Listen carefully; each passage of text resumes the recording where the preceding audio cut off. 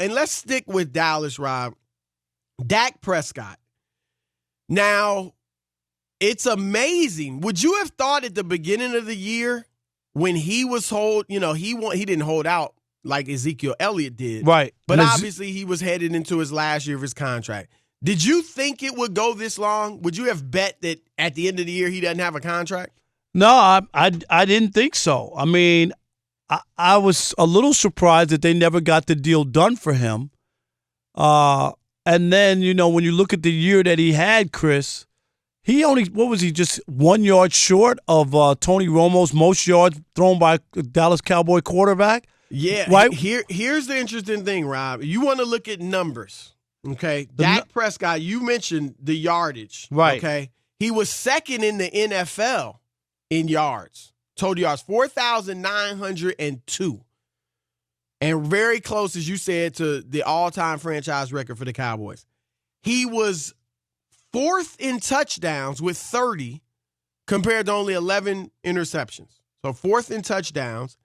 And then he was fourth in QBR. And QBR supposedly takes into consideration everything. Drop passes, pressure on the quarterback, the context, like what passes are important and what aren't.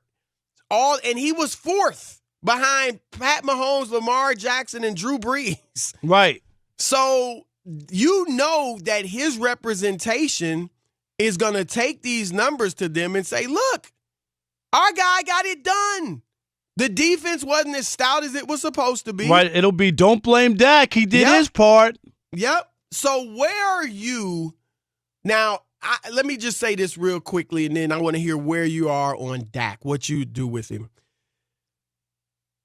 I think that the reason he's not signed, from reading the reports and stuff, there was a report out there that some people disregarded, but it seems like it may have been true, that he wants around $40 million a year. And that his people's rationale is the cap is jumping. Right. 40 looks crazy right now, but in 3 years, if not 2, that's not going to look that bad because the salary cap keeps rising and the next quarterback who's very good on his free agent deal will get another, will surpass Dak. So they want $40 million. That's the thought. I would not give him 40. I would give him Jared Goff type money. What Goff get, 35? Something like that, yeah. Yeah, somewhere around. Is he the best quarterback in the league? No. Is he a top 5 quarterback? No. As much as I like him, he's not a top 5 quarterback. Right. He just isn't. No. And I think he could, become that in the future, but he's not right now. But I still would not give him $40 million. I would give him right around the top of the league. And if he doesn't want that, then I'm franchising you. And you got to play, right? Franchise tag, he can be mad, but you've got to play, right? You want to get that next deal, you got to go out there and ball. No doubt. Well, right? What's your thoughts? I've always, this, Chris, because we talk about it on The Odd Couple all the time. I'm not a Dak Prescott guy. I'm just not. I just think the numbers are not always legit. I always look at who do you beat. I always believe in that. The teams that you beat, he struggles against the better teams, the better defenses. We saw it this year. There were so many games this year where they needed Dak to do something, and he wasn't able to do it. What was the big game against the Eagles? Well, they lost to New Orleans. Yeah, right, but they lost to New Orleans without Drew Brees. Right, Drew Brees was out. Remember, the Saints beat the Cowboys without throwing a touchdown that game. Teddy Bridgewater beat them without throwing a touchdown. Yep. Dak threw 1. They lost to the Jets. Dak didn't play well in that game. The Jets, as bad as they are, had pretty decent defense, right? Then they go to Philadelphia with the division on the line. Chris, no touchdowns in a game against the beat-up and depleted Eagles. That was his moment to, that would have won the division. Then they would have said, Dak has helped us win 3 out of the last 4 NFC East. 3 out of 4. It's hard to poo-poo that, right? But they needed him, and he couldn't even get a touchdown in that game. And I know there were drops, But, Chris, there were also overthrows and misthrows by Dak Prescott. So I see the stats. I see all the numbers. I'm just not that impressed. And I just wonder, does he wind up being Kirk Cousins, where the Redskins wouldn't commit to him, Chris, even though the Redskins drafted Kirk Cousins, they watched every single practice snap of the guy, but they just wouldn't commit and just wouldn't give him that contract. So Kirk Cousins had 2 franchise tags, right? And then he went to Minnesota and got a 3-year deal, all guaranteed money.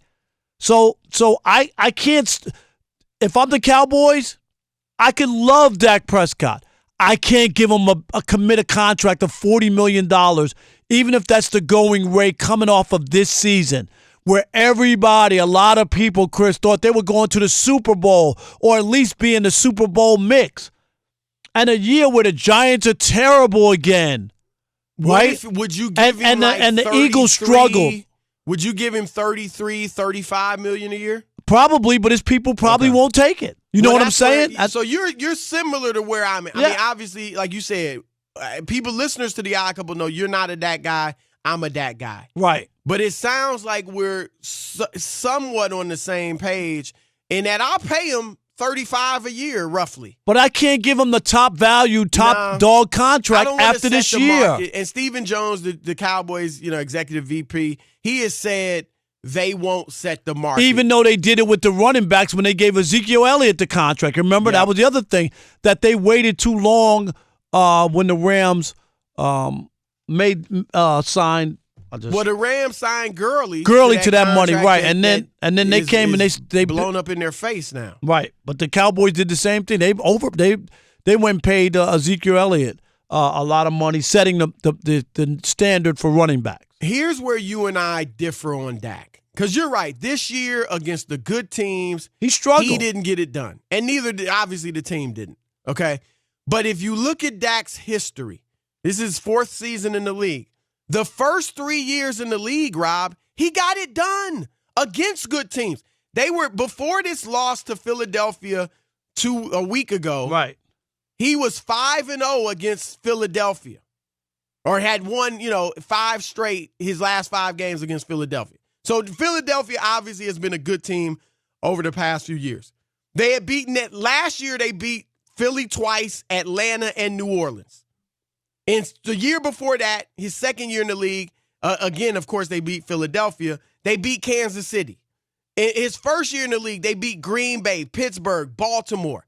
Like, it's not, you can't say he can never beat good teams because he's done it throughout his career. He just didn't get it done this year. And while he's to blame somewhat, you also have to look at a lot of other factors, the drop balls, the defense, and things like that. I don't think you can put all of that on Dak Prescott, because I do think he can clearly beat good teams, and he's proven that in the past. In fact, Rob, his record as a starting quarterback since he entered the league, he has more wins than every quarterback not named Tom Brady and Russell Wilson. That's why he's a winner. He hadn't won the Super Bowl, but he's got, you hate it, but it's true, the intangibles. Yeah, but he didn't have those intangibles didn't work for him this year. Didn't work this year. And this was the year, Chris, after the first couple of years there, and you could take all of that. They thought once they signed Ezekiel Elliott, remember that? He was holding out. They got him back. Everybody thought the Cowboys, and they looked at the division. You thought they were going to win that division. Who was in the way? And it was the Eagles. The Giants had another bad year. They were going from a transition. It's a down year. That should have been their division, no question, and have a chance in the NFC. And instead, the Cowboys didn't make it happen. So, I'm just not. I'm not ready to. If I'm the Cowboys, I can't commit to him, Chris. I'll franchise tag him. I can't. You said you can if he's willing to take about 35. Yeah, but I doubt he's going to. I'm just saying. I'm not committing to him if he wants the going rate or he wants to set the market. But I think the going rate is about 35. And I think the Cowboys will have a lot of ammunition to say, look, we didn't even make the playoffs this year. We're paying you right there at the top of the league It's Russell Wilson type money. And the difference is, think about this. Jared Goff got that 35, Chris, coming off a Super Bowl year. Think about that. And you're going to pay Dak when they didn't even make the playoffs. Right. So to me, if they're willing to give him that, which I think they are, he needs to take it. But I'm with you if that he is insistent on $40 million a year, because I'm not in position where it's like $40 million or bust. I got you. And here's the deal, Rob. I believe the franchise tag starts around 27. And then the second year is 31. So he would be taking, a huge cut if he doesn't take 35 and wants to take the franchise tag. But that's what the Cowboys can do, and that's what I would do. If I were them, that's what I would do with Dak Prescott. So, all right, your turn to weigh in. Did Dak Prescott do enough this season to earn himself a big payday in Dallas? All right, let's do it. Let's start with Mo in Waco, Texas. You're on the Dan Patrick Show. It's the Odd Couple, Fox Sports Radio. Good morning and Happy New Year to you. I love you both. So, man, y'all do an outstanding job. So it's an honor, pleasure, and privilege to talk to both of you. Hey, Mo, thank you. Thank you. We appreciate it. Happy New Year to you. Thank you so much. Yes. As far as the Dak, I'm in agreement that he should just get $35 million and not get a maximum contract of $40 million. I mean, he didn't make the playoffs, and plus I know he had the shoulder injury and some other factors as well. But no, he shouldn't. He should just get $35 million, because you have to remember too, whatever they end up paying Dak is going to have a trickle down effect on if they even bring back Amari Cooper.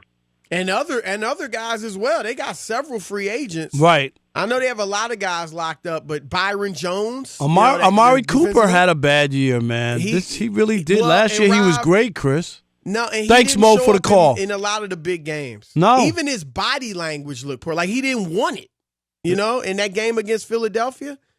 Yeah, he wasn't out on the field. I mean, I know he said the coaches told him that he was gassed from the, He looked gassed. He didn't show up. New England, he didn't play well. Obviously, Philadelphia. Look, I'd pay him because you got to bring him back, but I'm not making him the highest paid or, right up there as far as receivers. I'm sorry. All right, let's go to Ugo in Cleveland. You're on the Odd Couple. You're on the Dan Patrick Show. It's the Odd Couple on Fox. That's right. It's the Odd Couple on Fox Sports Radio. Hey, first-time caller. Been listening to y'all from your very first episode. I work every single day, second shift, so I could never call in. So let me say thank y'all for just being on the radio. Y'all are so entertaining, and I listen to all Fox Sports, and you two are my favorites. So wow. Thank you, brother. That is very nice. We appreciate that. And much love, my Cleveland homeboy. Oh, there you go, Chris. Chris was born in 9 different places. I claim a lot of places, one of them being Cleveland. Hey, so with this Freddie Kitchens thing, I'm like, what happens if the Browns go like the next 10 years, like the last 10 years? Like, are they going to take our team away again? I'm like, it's to the point that where, ain't going to happen. If we can't get it together with Baker and Odell and all these weapons, I'm like, I don't know what we're going to do. I'm sorry about it. I'm sorry about John Dorsey. I thought he was doing good, but the Freddie Kitchens hire was bad.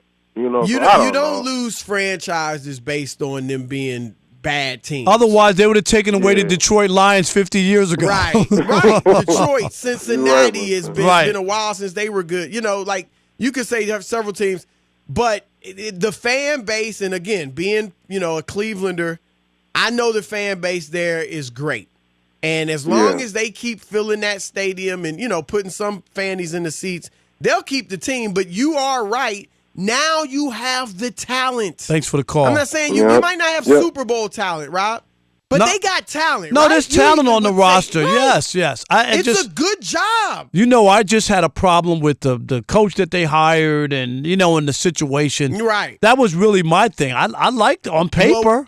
What they need, what you're saying, they need an adult in the room. Exactly. With all those guys. That's what their next coach should be, the adult in the room. All right, let's go to Sean in Tampa. You're on the Dan Patrick Show. It's the Odd Couple on Fox Sports Radio. Happy holidays, guys. Doing a great job as always. Thank you, Sean. Thank you. I can't deal with Dak Prescott because we got our own problem here in Tampa with Jameis Winston. Yes. So tell me where you're at on Jameis. Yeah. I heard you mention that if he got in the right situation with the right coach, that maybe it could turn him around. Well, my deal with Jameis is everything is above the shoulders. I don't know if he is that good a quarterback at reading defenses. Bruce Arians was brought in here to be that guy. Right. And Arians is good. You're right. And Arians is a quarterback, he's the quarterback guru. So where does he go on the open market? And if you're a franchise and you're looking at Jameis, do you look at Cam Newton and say, now which one do I want? And what if Dak walks and Dak's out there? Who do you look at? Dak, Cam, Well, I don't think they'll let Dak. The Cowboys. I don't think so either. Yeah, I'm just saying hypothetically, if he was out there. Bridgewater, Cam, Jameis. Look, if Arian gives up on him, then that does say something. But what if you're Indy? How about Indy? Frank Reich, quarterback whisperer. Could he do something with Winston? Could he do something with Winston? Absolutely. But somehow I think that if Phillip Rivers is going to land somewhere, it's in Indy. Because he's got a connection to Frank Reich. You know what? But I just think Rivers, I think, is done. I mean, no, I'm with you, but people have relationships and all kinds of stuff. I agree with you, Chris, that I just Phillip Rivers, to me, I just wouldn't move on that. And I understand where the Chargers are going, because there's a chance, we talked about it before, that this could be Brady's last run in New England. He could wind up playing for the L.A. Chargers because they need to sell tickets, and a lot of great quarterbacks have finished up elsewhere, Chris. They have a pretty good defense. They got some things going for them. You know what I mean? So yeah. All right, let's get to I got another call here. Let's go to Dominique in Austin, Texas. You're on the Odd Couple, Fox Sports Radio. It's the Dan Patrick Show. Hey, guys. I understand what a lot of people feel about Dak, but really, the Cowboys got enough money to pay him $35 or $40 million, and to pay Byron Jones or Amari Cooper, and the franchise one of them. So the money is no issue. Those three people are the people that they need to pay. Dominique, I'm going to stop you because you say the money is no issue, then he would have been signed already. Come on. There is a thing about the money. He would have been signed. That's because whoever his people wasn't it was their fault. But the Cowboys got the money to pay. Here's the thing, Dominique. Look at most of these quarterbacks that get the huge contracts, from Kirk Cousins to Matthew Stafford to Matt Ryan. Most of those teams don't end up being great teams once they pay the guy. No. Because they can't pay anybody else. And well, so guys, it's not as simple as, they got the money. There is a cap, and a lot of times when you pay your quarterback huge money, you have to eat it somewhere else, and you can't go out and get the top receiver, lineman, whatever it may be. Y'all better do your research. They got the money. That's not the case. So would you give him $40 a year? Yeah, I give him $40 a year. All right, that's why. Dominique, the problem is if that was the case, he would have been signed. If they just given out money, everybody's looking for a franchise quarterback. Every team. So if that was the case, they would have signed him. Jerry would have said, how much do you want? $50 million? What does it matter? I have the money. That's not how it goes. So you better do your research. That's why he didn't have a contract. That's why the Redskins never signed And Rob, Kirk Cousins. I do think the Cowboys believe in Dak much more than the Redskins. No, I know, but I'm just saying if money was no option, Chris. Right, it's not baseball. It's not unlimited money. You've got a cap. So I'm not buying that. Speaking of one quarterback who now, Chris, I think you should probably apologize to and give him some credit, is Wentz in a lifetime. Carson Wentz is better than Dak Prescott. We talked about it. I don't care. Yes. After 1 month. Look at what he did, though. Chris, his team beat down, battered, bruised. He had nobody. And they won their last 4 games, win the division. You got to and he played well against the Giants. Give him some credit. All right. Give him credit. Look, Carson Wentz has been great the last month of the season. And I will give him credit. He did show what everybody else has thought that he was. And really, it's something he hasn't really shown since his what would have been an MVP season. That second year, right. Hurt, right. He was 11-2 and got hurt. So I'll give you that. I'm not against Carson Wentz. He just wasn't bringing it. And his backup was bringing it. That's all I'm saying. Now, here, I'm going to throw a few things at you, Rob, about Wentz. First of all, let me say this. Stop calling Boston Scott and Miles Sanders nobodies. Those boys are bad. Am I wrong? No, I get that, but Boston Scott looked like another little Darren Sproles. I know, but you got to admit, Now, going the in, receivers, I'll give you that. The receiver core is depleted.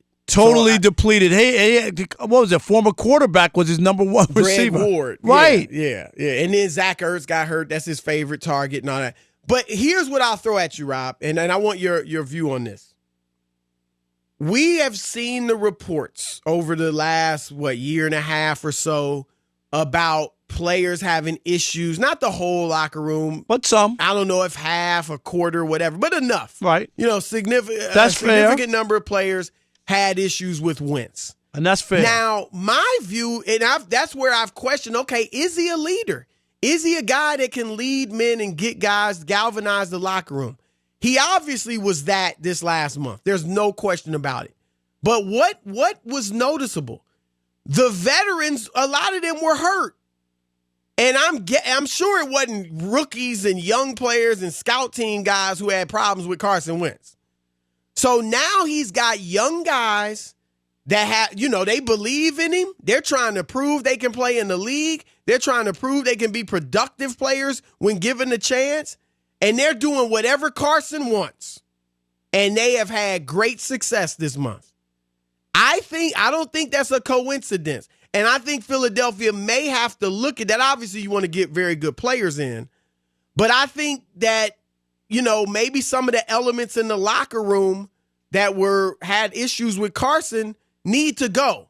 And you get guys in there that believe in him. He's our guy. He's the leader of the team. He sets the culture because he is, by all accounts, most accounts, I should say, a high character guy.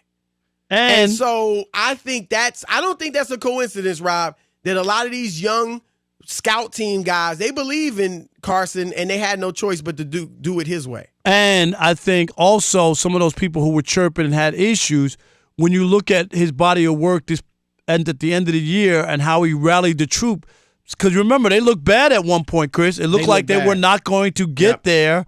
And instead, they turned it around. They win the last 4. They win the big game against Dallas at home, which easily they could have lost, and that would have been their season, right? So they win that game, and then they finish up with the big win just over the Giants to clinch the division. So now you got to look and say, Wentz in a lifetime, Chris stayed healthy all year, right? Right. But that's still a question. No, but he did, though. I'm saying, but this year. I give him credit, but it's the first year he's been healthy since like his freshman year in college or something like that. But he did stay healthy. So and they won the division.